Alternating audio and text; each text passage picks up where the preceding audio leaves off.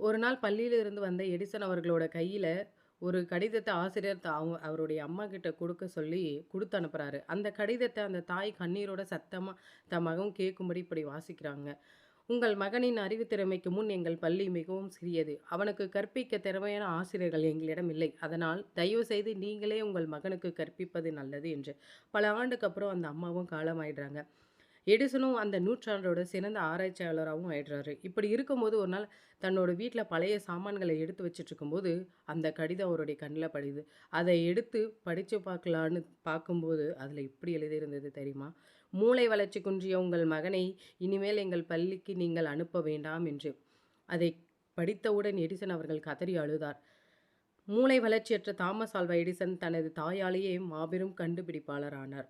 தன் பிள்ளைகள் மீதான நேர்மறையான எண்ணங்கள் அவர்களை மிக உயரத்துக்கு கொண்டு செல்லும். நம்மளாலும் எடிசன்களை உருவாக்க முடியும்.